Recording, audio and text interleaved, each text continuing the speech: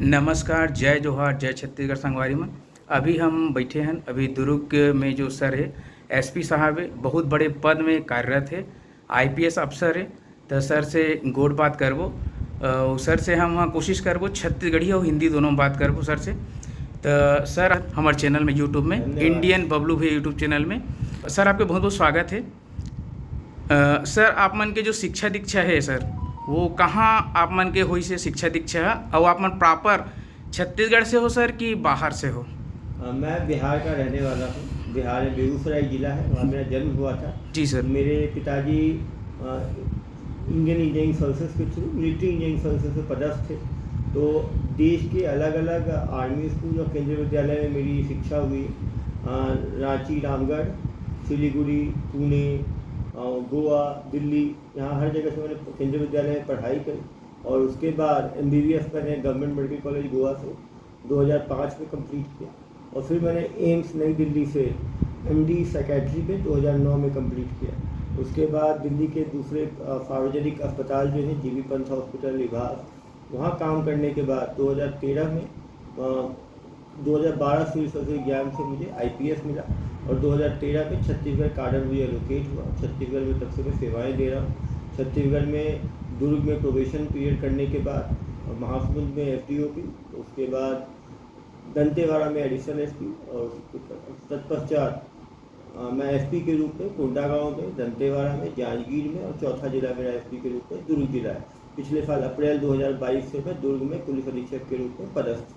UPSC का paper किस सन में पास आउट हो गए थे sir? UPSC civil service exam मैंने दिया था। मेरा पहले अटैम्प्ट में वहाँ पे सिलेक्शन हुआ और मुझे IPS एलोकेट हुआ। मेरा ऑप्शनल सब्जेक्ट जो था वो मेडिकल साइंस और साइकोलॉजी था, और उसमें मैंने एग्जाम दिया। सर यातायात में भी काम करते हुए देखे हैं सर, बहुत प्राउड फील हुआ सर कि एक बहुत बड़ा अधिकारी और सड़क में होना अब मायने रखते सर। क्योंकि दुर्ग में लगातार दुर्घटनाएं हो रही थी। 2022 में 350 से ज़्यादा लोगों की डेथ रोड एक्सीडेंट पे हुई, जिसमें 200 जो है टू व्हीलर्स थे। 350 में 300 लोग जो थे वो 20 साल से 30 साल की उम्र के थे, यूथ थे। कहीं ना कहीं दुर्ग में ट्रैफिक अवेयरनेस और ट्रैफिक जो आदतों में शुमार कम है। यहाँ पे लोग हेलमेट, सीट बेल्ट, बाइक में 2 से ज़्यादा व्यक्ति बैठना, नाबालिग ड्राइविंग कर रहे हैं, ड्रंकन ड्राइविंग की संख्या काफ़ी ज़्यादा थी। इसलिए हमें सड़क अधिकारियों को भी सड़क में उतरकर लोगों को समझाइश देना पड़ा।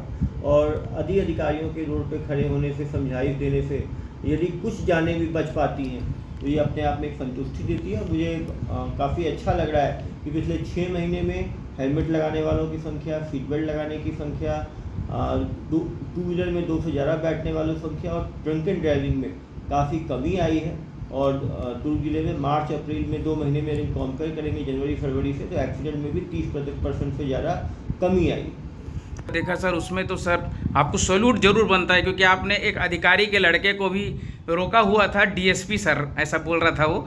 तो बहुत खुशी हुई सर कि आप सभी को एक ही तरह से न्याय दिलाने में विश्वास रखते हैं सर। इस उस दिन का घटना उस दिन हमारे द्वारा जो है भिलाई सेक्टर 6 पे चेकिंग किया जा रहा था। उसमें सभी लोगों को समझाइश दे रहे थे। जब एक बालक को हमने रोका तो वो थोड़ी अकड़ में था कि उसके पिताजी जो है DSP अधिकारी है।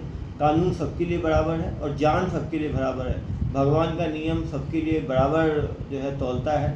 एक्सीडेंट होने पे आप किसी भी पद पे हों, किसी भी रैंक पे हों, आप कितने भी पावरफुल हों, दुर्घटना का असर जो है बराबर होता है।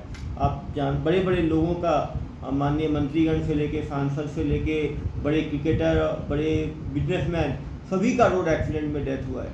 यदि हम रोड पे कानून का फॉलो करेंगे, ट्रैफिक रूल्स का फॉलो करेंगे, तो हम अपनी जान भी बचा सकते हैं, अपने घर वालों की जान भी बचा सकते हैं।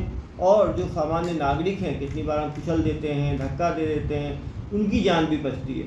तो मैं जनता से भी आग्रह करूंगा कि आप भी, जितने परिवार वाले हैं, यदि आपका कोई परिवार का व्यक्ति बिना हेलमेट के घर निकलता है तो उसको आप टोकें। यदि आप कार में बैठते हैं और बगल वाला यदि सीट बेल्ट नहीं लगाता है तो उसको आप टोकें। यदि आप रास्ते में जा रहे हैं, किसी को बिना हेलमेट के देखें तो उन्हें भी बताएं। क्योंकि यदि आज हम दूसरे को रोके टोकेंगे तो उसकी भी जान बचेगी, और नहीं रोकेंगे तो कल को टेढ़ा मेढ़ा चला के हमारे ऊपर भी गाड़ी चला सकता है। ये याद रखें, केवल गाड़ी जो चला रहा है उसकी जान खतरे में नहीं है, जो आपके बच्चे रोड पे चल रहे हैं, आप रोड पे चल रहे हैं, एक्सीडेंट का कोई शिकार हो सकता है। तो यदि हम सब पुलिस के आँख और कान बने, जो लोग ट्रैफिक वॉलेट कर रहे हैं उनकी जानकारी दें। इसीलिए मैंने अपना पर्सनल नंबर 7898815399 पब्लिक किया है। दुर्ग भिलाई में कोई भी व्यक्ति यदि ट्रैफिक वॉल्यूशन करता हुआ देखता है, किसी का बिना हेलमेट के देखता है, किसी को बिना सीट बेल्ट के देखता है, कोई नाबालिग गाड़ी चलाते हुए देखता है, एक गाड़ी में 3-4 लोग बैठे हैं टू व्हीलर में देखता है, तो वो उसकी फ़ोटो खींचे हमें भेजे, तत्काल उसके ऊपर कार्रवाई की जा रही है और आगे की भी जाएगी।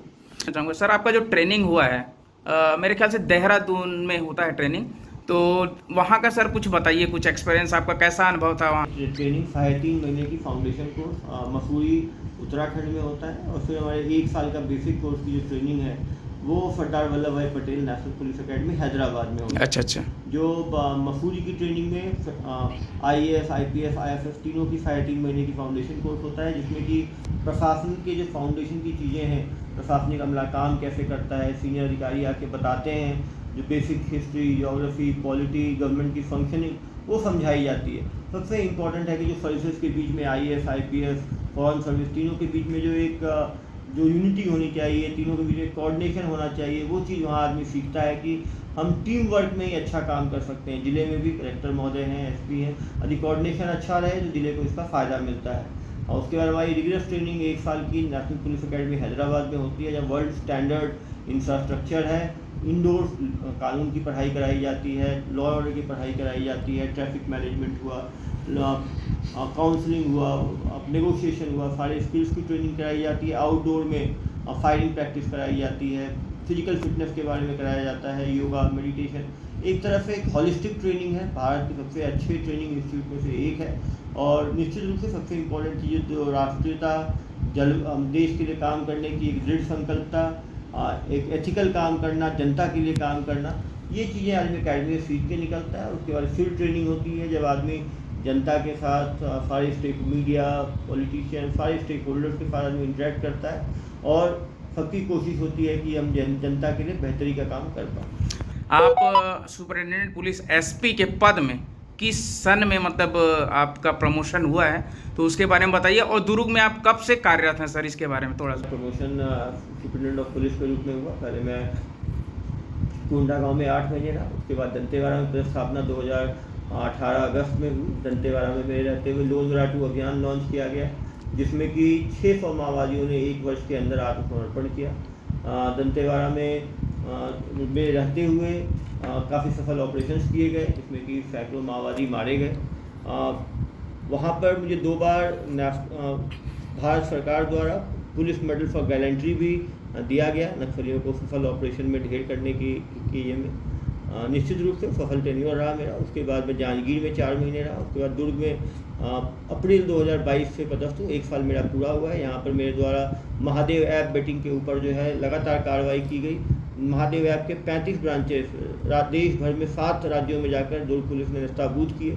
इसमें हज़ारों युवक जो यहाँ से ऑनलाइन बेटिंग में चले गए थे वो वापस आए, एक बड़ी सफलता रही।